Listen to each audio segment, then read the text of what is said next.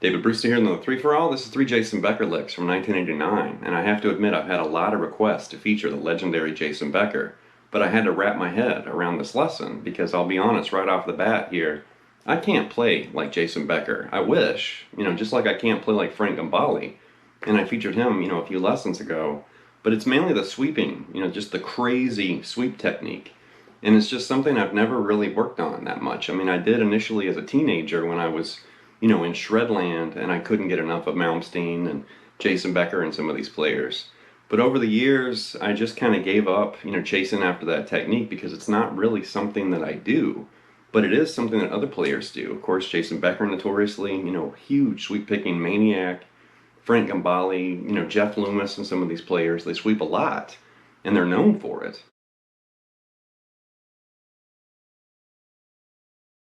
As much as I love live music and going to concerts and things like that, I also love going to clinics and seminars and workshops and stuff like that because it gives you a chance to look inside of a musician's mind, so to speak. A concert's great. The music comes out and the band's there, and then you go home and you're like, wow. But if you go to a workshop or a clinic or something like that, it's a little bit more hands-on. They're usually breaking down techniques or concepts or licks or ideas or kind of explaining maybe what they were thinking when they wrote or came up with some of this stuff. There's usually, a chance to do some Q&A and ask some questions and stuff like that. So during this clinic, Jason basically shares his secrets of sweep picking, which this is worth its weight in gold right here. And I did have to edit the translations, so it is a little choppy, but I put all of Jason's, responses together for this clip. The way to pick arpeggios that's best for me is whenever there's one note on a string, I just pick it down normally. And if there are two notes on a string, I never pick it twice. Hammer on or pull up. If I'm going that way, I hammer on. If I'm going that way, I pull up. I've been a fan and following Jason Becker since I was in high school, and I remember back when he was with, Marty Friedman and Cacophony, and they formed, around 1986, Speed Metal Symphony and Go Off and the solo albums, and then of course Marty left to join forces with Megadeth. Jason left to join forces with David Lee Roth, recorded A Little Ain't Enough, and somewhere around 1991 was when he was diagnosed with ALS. And at that time, the doctors just gave him 3 to 5 years to live. Here we are 30 years later, and Jason's still alive.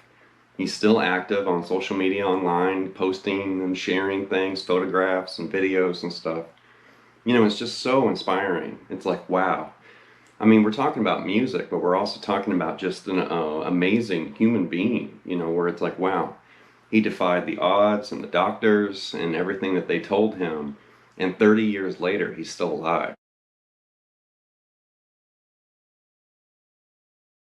The licks in this lesson came from a guitar clinic in Japan in 1989, and it's really interesting, and although I couldn't find the entire unedited clinic, there are pieces and parts and little clips, hiding on YouTube, and you can find them.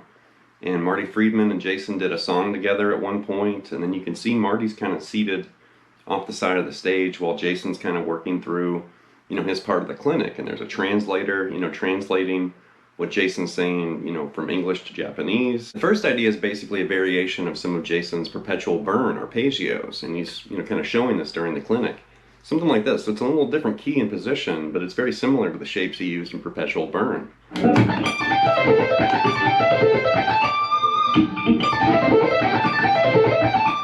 it's way up high, and we're basically playing an A minor 11 arpeggio right there. And A minor 11, as far as the tonality, like if we look for the chord, it produces this really interesting, modern kind of flavor. So that's the chord. And then if you also think outside the box, basically an A minor 11 is also, kind of implies A minor pentatonic, because the notes there are A, C, D, E, and G, which are basically the 5 notes we need for A minor pentatonic. But those are also the same notes of, A minor 11. And then if we relate that to an arpeggio, right there we can play this A minor 11 like this. So we're actually starting on D way up there, which is the 11. So you can see we're pulling off that D to A, grabbing G there on the B string, and then E to C on the G, and then grabbing A on the D, and then going back up. So going down, and then back up.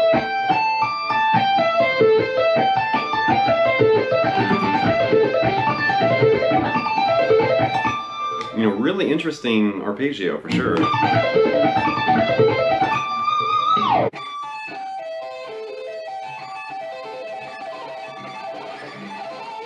The next idea is the same thing, but it's down an octave, and Jason's kind of talking to the crowd, the interpreter, and he just does it just briefly, just for a second, so he doesn't really flesh it out or show what he likes to do with it, but he does just, you know, briefly mention this. So we're taking the same arpeggio, that A minor 11, and we're just going to basically shift it down an octave lower right here.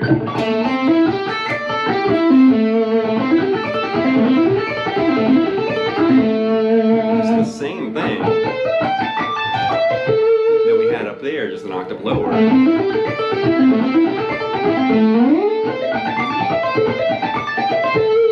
But what that does is it shows you can move this, right? And we moved it, you know, from a much higher position down an octave lower and found, you know, two places we can play that A minor 11. But then we could also do something like this, like we could move, you know, A down to E, and then you could play an E minor 11. You know, there's E minor 11. Move it down a whole step, there's D, D minor 11. You know, there's your A.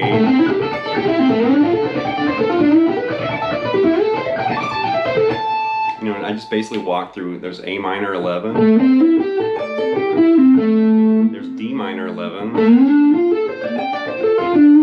E minor 11, and then I just ended with A way up there.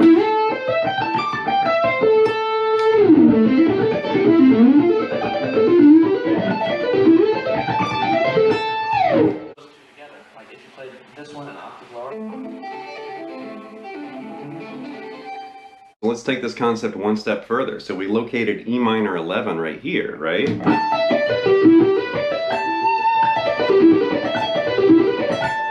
So we can basically kind of, you know, shift this to another position and use different strings, and we can find the same thing right here. You know, so there's E minor 11 here, and I also kind of relocated it right there. So that's giving you another shape, and then you can basically relocate that back here. And if you start, you know, where you're basing things around the 10th position right there, there's A minor 11 again, but like this.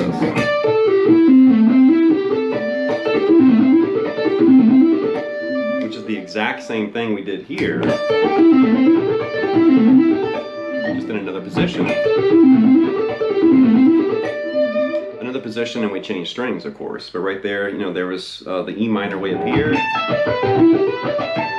A minor right there. And if you've really got your thinking cap on, there's, you know, the E minor 11. Go down one whole step, and there's D minor 11 again. And then A minor 11. The next lick is a stretch A minor 11 arpeggio that Jason demonstrated during this clinic, and this is crazy. But it's something like this. So right there, we're basically starting on D, and there's this wide intervallic stretch right here. So we're stretching from D, or we're not stretching, we're grabbing D, and then we're stretching from E to A right there. So there's a big stretch right there. So there's your D, E, A, and then you're going to grab C on the D string, and then you're going to grab D and G on the G string, like this.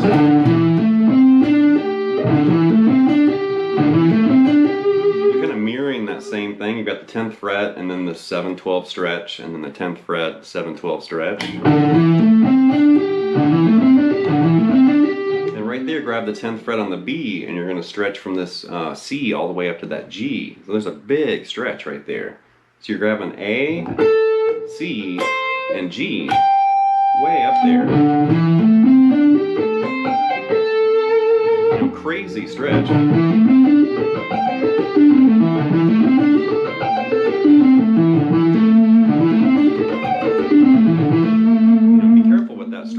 It's just insane.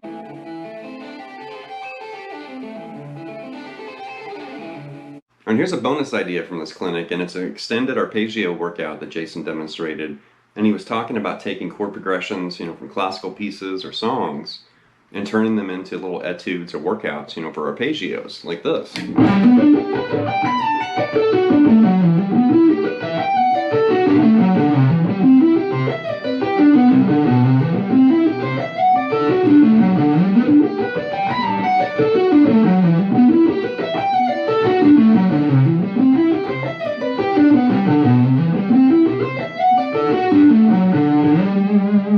Really nice. And I'm going to leave Jason to play or demonstrate the fast version of that, which he just blisters through that, which is insane.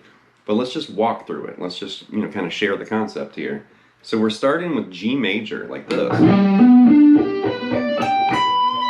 And if you want to, you could sweep that. You could basically do, a downstroke and then hammer on, to that B note. And then you could just do a series of downstroke sweeps right there. Like that. And basically just hammer on or use legato on the top, like that. And then right there, you're going to move back, and it's D major right here. And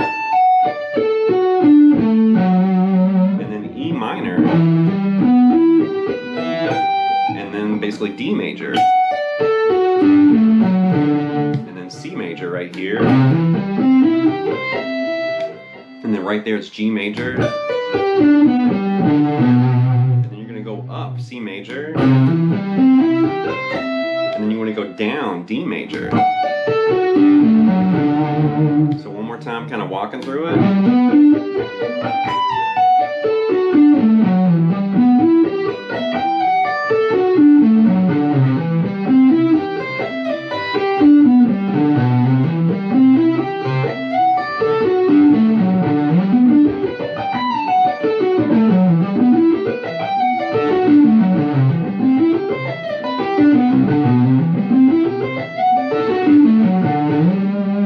Watch this clip of Jason just shredding that, and it's so scary. It's like, oh my gosh, I can't believe he just did that, but he did.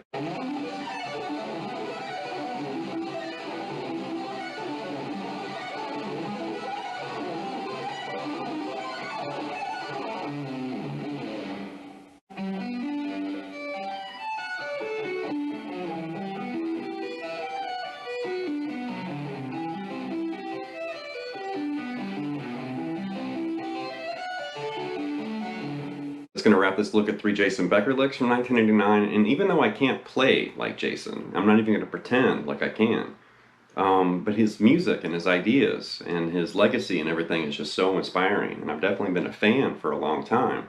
And there's a lot of guitarists out there that I really admire, that I'm a huge fan of, but I can't really play like them. I'm a huge Jeff Beck fan up there on the wall. I love Jeff Beck. He's my favorite guitarist of all time.